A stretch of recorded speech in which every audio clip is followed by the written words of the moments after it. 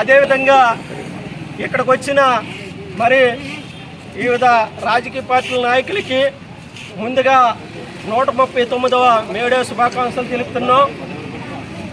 ప్రపంచవ్యాప్తంగా ఈ ఎర్రజెండను చూస్తేనే కొంతమందికి వణుకు, దోపిడీదారులకి, పెట్టుబడిదారులకి, భూస్వాములకి ఈ ఎర్రజెండ అంటే భయం. చిన్నపిల్లలు అయితే ఈ జెండాతో నవ్వుకుంటారు. వాళ్ళందరూ కూడా ఈ ఎర్రజెండా ఒక చైతన్యవంతమైన స్ఫూర్తి. ఎందుకంటే 1886లోనే మరి మే 1వ తేదీన చికాగోనే పట్టణంలో ఏ మార్కెట్ వద్ద లక్షలాది మంది కార్మికులు మాకు పని గంటలు తగ్గించాలా, మాకు స్వేచ్ఛ కావాలా, మాకు సమానత్వం కావాలా, మాకు జీవించే హక్కు కావాలని పెద్ద ఎత్తున పోరాటం చేసి ఆ రోజున మరి 8 మంది చనిపోయారు, వేలాది మంది అందులో గాయపడ్డారు, చనిపోయారు.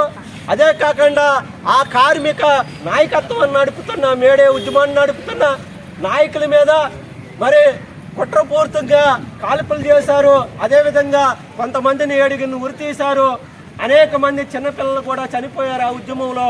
అంటే నేటికి కూడా కార్మిక వర్గ ఉద్యమం ఏం చేసిందంటే, పెట్టుబడిదారులు ఒక పక్కన కమ్యూనిజం అనే భూతం ఆవరించింది, యూరప్నని పిలిపించారు. ఎందువల్లంటే అప్పటికే కమ్యూనిస్ట్ పార్టీలు పేదల విముక్తి కోసం, కార్మికుల విముక్తి కోసం పనిచేస్తున్నాయి. ప్రపంచవ్యాప్తంగా అనేక దేశాల్లో, అమెరికాలో పెట్టుబడిదారి సమాజం, రష్యాలో రాచరిక ప్రభుత్వాలు, భారతదేశంలో బ్రిటిష్ సామ్రాజ్యవాదం, అనేక సామ్రాజ్యవాదం ఉన్న కాలంలోనే ప్రజలందరూ కూడా తిరుగుబాటుకి పిలిపించి ప్రపంచవ్యాప్తంగా, భారతదేశ వ్యాప్తంగా కార్మికులందరూ కూడా మన దేశంలో రైస్ మిల్ కార్మికులు, అదేవిధంగా రైలు కార్మికులు, సామిల్ కార్మికులు, అదేవిధంగా అనేక మంది కార్మికులందరూ కూడా పోరాటం చేసి, కానీ మోడీ ప్రభుత్వం అధికారులకు వచ్చింది.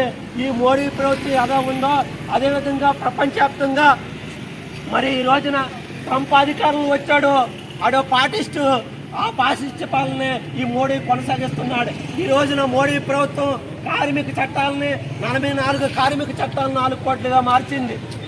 ఏదైనా కార్మికులు యూనియన్ పెట్టే అవకాశం లేదు, కార్మికులు సమ్మె చేసే అవకాశం లేదు. అంటే కార్మికులకి ఏ హక్కు కూడా లేదు. 8 గంటల పని దినాన్ని 12 గంటల మార్చారు. అదేవిధంగా ఈ రోజున ఆదివాసీల మీద అడవుల్ని, భూముల్ని కార్పొరేట్ కంపెనీలకు తాకట్టు పెడుతుంది మోడీ ప్రభుత్వం. అందుకోసమే అడవుల్లో కాగర్ అనే చట్టాన్ని తీసుకొచ్చి, కాగర్ అనే ఒక చట్టాన్ని తీసుకొచ్చి ఆదివాసీల్ని ఈ రోజున వేలాది మంది కాల్చి చంపుతున్నారు. దండకారణ్యం అంతా కూడా రక్తపాతం ఇవ్వండి. ఒక పక్కన మోడీ ప్రభుత్వం మరి మన పిల్లలందరూ కూడా చదివించుకున్న ఇసాక ఉక్కు పరిశ్రమను ప్రైవేటు పరం చేశారు. అదేవిధంగా స్టీల్ ప్లాంట్ని ప్రైవేటం చేశారు. నౌకాశ్రమాలను ప్రైవేటు పరం చేస్తున్నారు. కార్మిక చట్టాలన్నీ కూడా ప్రైవేటు పరం చేస్తున్నారు. ప్రభుత్వ రంగ సంస్థలన్నీ కూడా ప్రైవేటు పరం చేసి ఈరోజు దేశంలో ప్రజానికాన్ని అంతా కూడా ఈ మతతత్వ విధానాలకు అవలంబిస్తున్నారు. ఓ పక్కన ఉపాధి కార్మిక చట్టం తెచ్చారు. ఉపాధి హామీ పథకంలో మనలాంటి దళితులు, ఆదివాసీలు పనిచేస్తున్నారు. అది ఉపాధి హామీ పట్టాన్ని కూడా రద్దు చేయాలని మోడీ ప్రభుత్వం కుట్ర చేసింది. దీని వ్యతిరేకంగా కార్మికులు, కష్టజీవులు పెద్ద ఎత్తున పోరాటం చేయాలి. మేడే కార్మికులు ఏదైతే పోరాటం చేశారో అది ఏర్పడి 139 సంవత్సరాలు ఆ పోరాటాల ఫలితంగానే ఈ రోజున మనం కొన్ని హక్కులు సాధించుకున్నాం. కానీ మోడీ ప్రభుత్వం ఏం